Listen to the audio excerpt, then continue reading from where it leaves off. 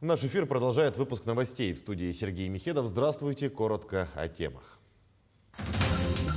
Компенсация расходов на борьбу с лесными пожарами. Правительство России направит Якутии более 1 миллиарда рублей.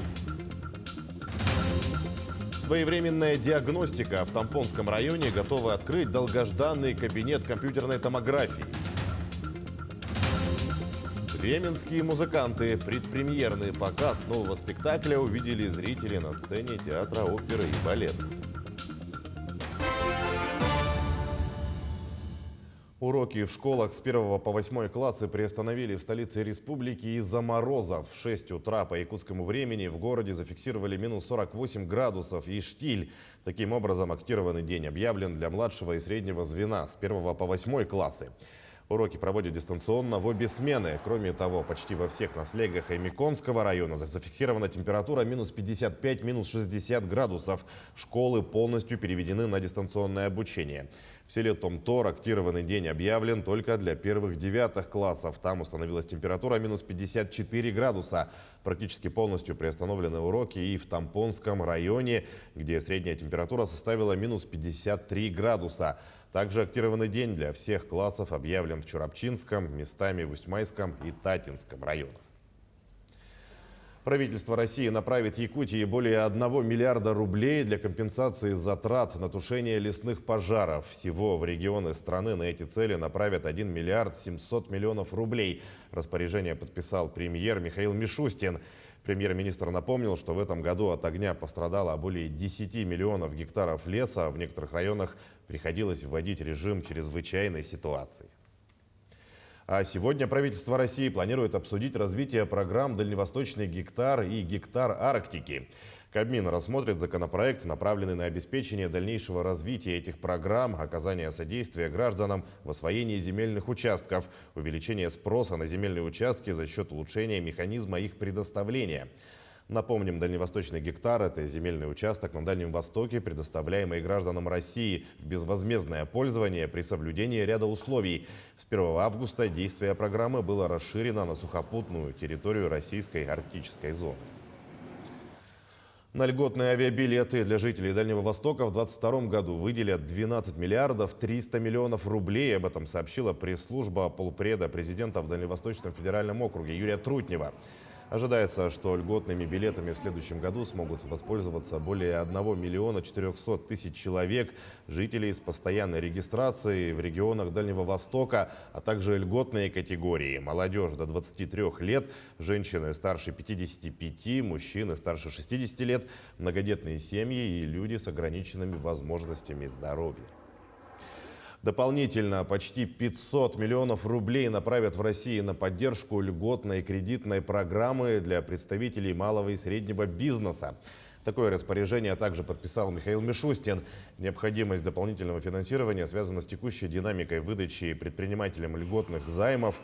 Так, на 1 декабря кредитный портфель программы составил порядка 1 триллиона рублей.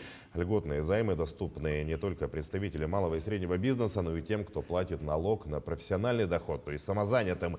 Кредит можно взять на инвестиционные цели, рефинансирование и чтобы пополнить оборотные средства. Россия стала одним из мировых лидеров по экспорту вакцин от коронавируса и заняла 5-е место в мире по этому показателю, сообщается в материалах Всемирной торговой организации.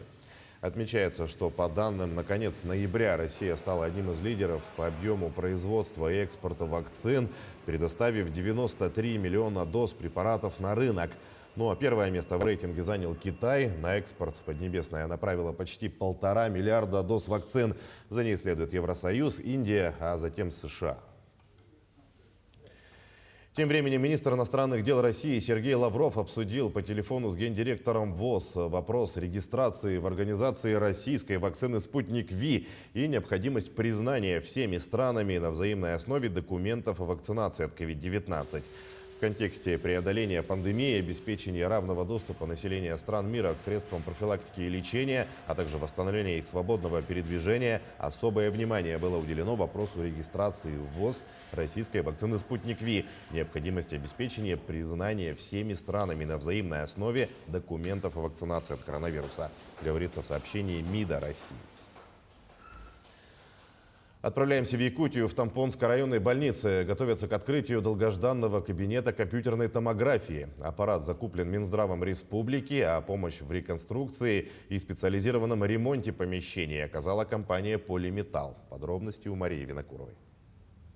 На средства компании «Полиметалл» в размере 5,5 миллионов рублей отремонтированы в соответствии со стандартами все помещения компьютерной томографии, включающие в себя несколько кабинетов как для самого аппарата, так и для врачей. В начале декабря сделаны радиологические замеры кабинетов, которые соответствуют нормативам. А в ноябре в ходе пусконаладочных работ инженером-аппликатором из Москвы проведены пробные снимки.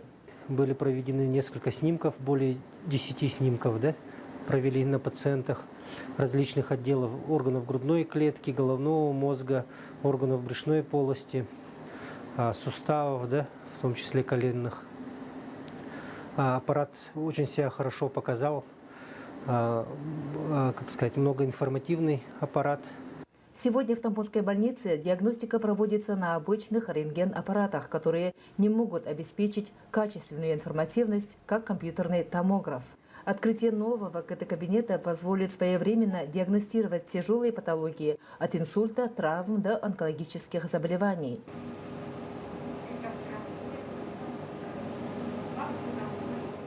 В ближайшее время ожидается получение санэпидзаключения, после которого кабинет компьютерной томографии полностью будет готов к работе. А в 2022 году планируется открытие Центра амбулаторной онкологической помощи. Мария Винокурова, Хандыга, Тампонский район. Идем далее. Ключи от новых квартир вручили новоселам Усть-Неры. Все подробности в сюжете Светланы Поцелуевой. В торжественной обстановке вручали новоселам ключи от квартир в новом каменном доме. Ну и со следующего года уже начнется строительство второго дома. Будет у вас своя площадка и детская площадка. То есть здесь жизнь, этот дом должен быть образцово-показательным. Результат на глаза, что мы сделали это. Живите в мире, в согласии, в радости. Мы же должны понимать, что человек наполняет дом. Чем будете наполнять, то и останется в доме. Я Чусхан, хранитель холода, живущий на полюсе холода. Поздравляю дорогих уснерцев с новосельем! Построенный по республиканской программе переселения из ветхого и аварийного фонда, дом примет жильцов, прежде проживавших по разным адресам. К примеру, Галина Георгиевна проживает в микрорайоне Индигирский, в деревянном уже аварийном доме. Дому 40 лет, и он, конечно, деревянный и разрушается, поскольку одна стена у него отходит, отваливается. Там поверху идет трещина, очень такая ощутимая трещина, которую постоянно приходится законопачивать. И в кухне с потолок висит. Получив ключи от квартиры, она тут же решила ее посмотреть. Я вообще не ожидала и до последнего даже не верила, что я получу наконец ключи от квартиры. Спасибо строителям. Дом, конечно, изумительный. Ее примеру последовали все новоселы. Они радовались и благодарили строителей. Дождались наконец-то, потому что жили в таком доме деревянном. На пенсию вышли в этом году, 50 лет. И вот радость. К слову, сегодня мы услышали, что в поселке планируется строительство еще 15 таких домов. И порадовались. Жизнь в поселке продолжается. Светлана Поцелуева, Павел Комин, Усть-Нера. К другим темам. Якутскую киноленту «Черный снег» включили в список лучших отечественных фильмов года. А работа якутского режиссера Степана Бурнашова вошла в список 12 лучших российских фильмов. В прокат «Черный снег» вышел 28 января текущего года. Ранее картина завоевала гран-при кинофестиваля «Окно в Европу», а также спецприз от гильдии продюсеров России. С марта «Черный снег» доступен к просмотру по подписке на российских стриминговых площадках. В Ленске детская библиотека провела новогодние утренники для школьников с игровой программой совершенно бесплатно. На встречу волшебных приключений отправилась и наша коллега Анна Кожевникова. В эти предновогодние дни в детской библиотеке читатели попадают в волшебный мир сказки. Герои Морозко предстают перед малышами, словно сойдя со страниц книги. Начались новогодние утренники, которые мы поставили по мотивам русских народных сказок, зарубежной литературы. У нас есть и «Морозко» с Марфуткой, и «Гринч» из зарубежной литературы. Утренники проводим мы 3 утренника в день. По предварительной записи ребятишки к нам приходят. И все эти праздники проходят совершенно бесплатно. По сценарию сначала дети встречаются с Марфушкой, которая, как и в сюжете сказки, выступает в роли отрицательного персонажа. Главный же герой Морозко пытается перевоспитать строптивую девицу вместе с гостями праздника. И им это удается. Марфушка не только сама исправилась, но и привела друга. Не в России, он живет далеко за рубежом, но он такой же злой, как и я раньше была. Он всех сердит, он всем мешает. И еще он все время ворует Рождество. Гринч. Дети с удовольствием путешествуют из одного сказочного зала в другой. Во время праздника Снегурочка, Елочка и Морозко играют со школьниками в веселые конкурсы и забавы, проводят увлекательный флешмоб.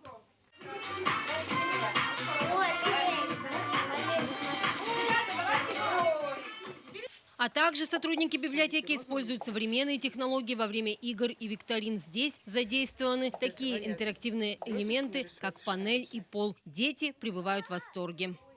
Мне понравилось, что Грин нам, он повернулся, и мы побежали в другую комнату какую-то, где там елка стоит.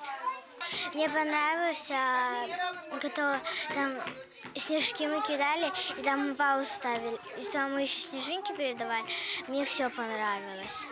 То, что подарки подарили, и сказка мне понравилась. Такие красочные и яркие мероприятия школьники посещают с удовольствием. Они становятся все более актуальны, к тому же в наше сложное время, обостренное отсутствием детских развлечений в связи с пандемией. Низкий поклон и большая благодарность всем сотрудникам библиотеки. Такие замечательные мероприятия проводят, развлекают наших деток. Дети с удовольствием ходят в библиотеку, и мы частенько посещаем различные мероприятия, которые проводят сотрудники библиотеки. Ну а Морозко, Марфушка и Гринч встречают новых гостей, с которыми снова будут перевоспитываться и ждать чудес от Нового года, как и все дети в канун этого волшебного праздника. Анна Кожевникова, Виталий Андреев, Ленск.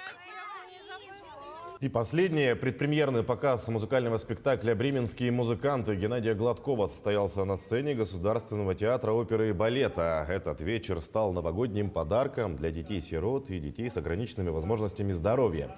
Режиссером мюзикла является Дарья Потатурка, которая приехала в Якутию из Беларуси, где работала в Большом театре.